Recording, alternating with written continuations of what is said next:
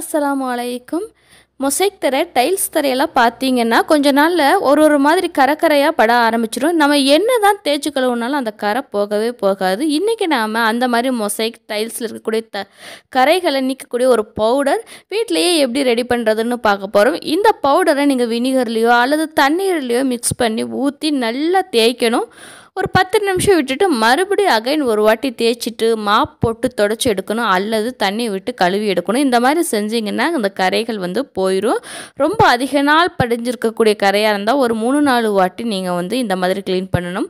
But மைல்டாக இருக்கிற கரைகளாக இருந்தால் ஒரே தடவையில் போயிடும். இப்போ இந்த மேஜிக் க்ளீனிங் பவுடரை நம்ம எப்படி பண்ணலான்னு பார்க்கலாம். அதுக்கு முன்னாடி சேனலை இது வரைக்கும் நீங்கள் சப்ஸ்கிரைப் பண்ணலாம், ப்ளீஸ் சப்ஸ்கிரைப் பண்ணிக்கோங்க. இந்த பவுடர் பண்ணுறதுக்கு நமக்கு அதிகமான செலவோ அதிகமான பொருட்களோ தேவையில்லை. ரொம்ப குறைவான பொருட்கள் ரொம்ப குறைவான செலவுலையே செஞ்சிடலாம். தண்ணி இல்லாத க்ளீன் பவுல் ஒன்று எடுத்துக்கோங்க. இதில் வாஷிங் சோடா 100 கிராம் அளவுக்கு சேர்த்துக்கலாம். இந்த வாஷிங் சோடா பார்த்தீங்கன்னா நீங்கள் துணி துவைக்கக்கூடிய சோப்பு தூள் வாங்குவீங்க இல்லையா, அதில் எல்லா சோப்பு தூள்லேயும் மெயின் இன்க்ரீடியண்ட்டாக இந்த வாஷிங் சோடாவை தான் சேர்த்துருப்பாங்க. இது நல்லா அழுக்க போக்கும். கெமிக்கல் கடைகளில் கேட்டிங்கன்னா இந்த வாஷிங் சோடா கிடைக்கும். 1 கிலோ 50 ரூபா 60 ரூபா அந்த மாதிரி ரேட்டில் வரும் உங்களுக்கு. அடுத்ததாக ரெண்டாவது பேக்கிங் சோடா சேர்த்துக்கலாம். அதாவது இட்லி ஆப்பம் இதெல்லாம் நல்லா பொங்குறதுக்காக சேர்ப்போம் இல்லையா பேக்கிங் சோடா, அந்த பேக்கிங் சோடா ஒரு 100 கிராம் அளவுக்கு சேர்த்துக்கலாம். இதுவும் உங்களுக்கு கெமிக்கல் கடைகள்லேயும் கிடைக்கும், மளிகை கடைகள்லேயும் கிடைக்கும். மளிகை கடைகளில் வாங்குறதை விட கெமிக்கல் கடையில் வாங்கக்கூடிய பேக்கிங் சோடா ரேட் கம்மியாக இருக்கும். கிலோ வெறும் 30 ரூபா 40 ரூபா அவ்வளவுதான் இருக்கும். இது ரெண்டையும் சேர்த்து நல்லா மிக்ஸ் பண்ணிக்கலாம். அடுத்ததாக நம்ம சமையலுக்கு பயன்படுத்தக்கூடிய உப்பு இருக்குது இல்லையா, தூள் உப்பு, அந்த உப்பு 25 கிராம் அளவுக்கு சேர்த்துக்கலாம். இதுவே உங்களுக்கு கெமிக்கல் கடைகளில் பார்த்தீங்கன்னா அயோடின் கலக்காத தூள் உப்பு கிடைக்கும். அதாவது இந்த மாதிரி கெமிக்கல் ஐட்டம்ஸ்க்குன்னே அந்த உப்பை பயன்படுத்துவாங்க.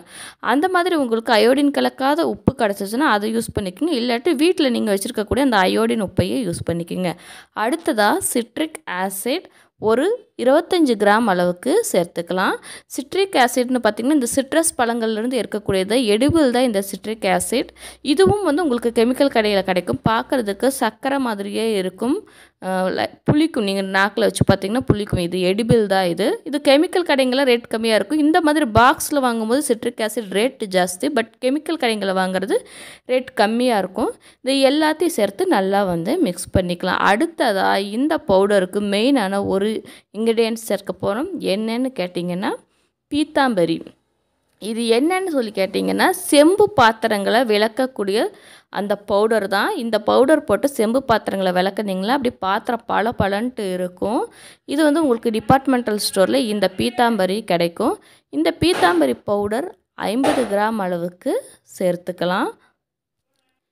இந்த எல்லா பவுடர்களையும் சேர்த்து நல்லா மிக்ஸ் பண்ணிக்கலாம். நீங்கள் ஒரு மிக்ஸி ஜாரில் கூட போட்டு ஒரு ஓட்டி எடுத்துக்கலாம். அப்போ நல்லா ஈவனாக மிக்ஸ் ஆயிரும். இந்த பவுடரை நீங்கள் 3 மாதம் 6 மாதம் வரைக்கும் கூட வச்சு பயன்படுத்தலாம். நல்லா காற்று போகாத டப்பாவில் போட்டு நல்லா டைட்டாக மூடி வச்சுக்கோங்க. காற்று போயிடுச்சுன்னா கட்டியாட்டம் ஆயிரும். காற்று போகாமல் இருக்கிற வரைக்கும் தான் இந்த மாதிரி நல்ல பவுடர் ஃபார்மில் இருக்கும். இப்போ இந்த பவுடரை நம்ம எப்படி பயன்படுத்துறதுன்னு பார்க்கலாம். இந்த பவுடரை நீங்கள் ஸ்டோர் பண்ணி வச்சுக்கலாம். தேவையான போது தேவையான அளவு மட்டும் எடுத்து நீங்கள் பயன்படுத்திக்கலாம். இதை வியாபாரமாக செய்கிறதுக்கு கூட இந்த பவுடரை நீங்கள் செஞ்சு வியாபாரப்படுத்தலாம். இப்போ இந்த பவுடர் இருக்கட்டும். இப்போ இந்த பவுடர்லேருந்து நான் ஒரு 4 ஸ்பூன் அளவுக்கு அந்த பவுடர் எடுத்துருக்கிறேன். உங்களுக்கு எந்த அளவுக்கு தேவையோ அந்த அளவுக்கு எடுத்துக்கோங்க. அடுத்ததாக வினிகர் எடுத்துருக்கிறேன். உங்கள் வீட்டில் வினிகர் இருந்ததுன்னா வினிகர் பயன்படுத்துங்க. ஏன்னா வினிகர் நல்லா க்ளீன் பண்ணும். சப்போஸ் வினிகர் இல்லாட்டி தண்ணி யூஸ் பண்ணிக்கோங்க. இதை ஊற்றிட்டு நல்லா மிக்ஸ் பண்ணுங்கள். அப்படியே அந்த நுரை பொங்கும். இந்த மாதிரி நுரை பொங்குனதுமே பொங்க ஆரம்பித்ததுமே நாம் இதை எங்கே பயன்படுத்த போகிறோமா, தரையாகட்டும் வீடாகட்டும் பாத்ரூம் ஆகட்டும், டக்குன்னு ஊற்றி தேய்க்க ஆரம்பிச்சிருங்க. அந்த நுரை இருக்கிற வரைக்கும் தான் அதோட ஸ்பீடு நல்லா அந்த கரை போகும். ஸோ ஊற்றிட்டு நல்லா ஸ்பீடாக தேய்ங்க. கொஞ்சம் நேரத்துக்கு தேய்ச்சிட்டு ஒரு 10 நிமிஷத்துக்கு அதை அப்படியே விட்டுருங்க. மறுபடியும் ஒரு 10 நிமிஷம் கழித்து இதே பவுடர் கொஞ்சமாக எடுத்து பச்சை தண்ணி கலக்கி மறுபடியும் தெளித்து விட்டு மறுபடியும் அகைன் ஒரு வாட்டி தேய்ங்க. இந்த மாதிரி நல்லா தேய்ச்சிட்டு அதுக்கப்புறமா நீங்கள் தண்ணீர் ஊற்றி கழுவறுக்க முடியும்னா கழுவுங்க. இல்லை வீடாக இருந்ததுன்னா மாப் போட்டு தொடச்சிடுங்க. அந்த மாதிரி தொடச்சி எடுத்துட்டிங்கன்னா, அதாவது மைல்டான இருக்கிற கரையாக இருந்தால் ஒரே தடவையில் போயிடும்.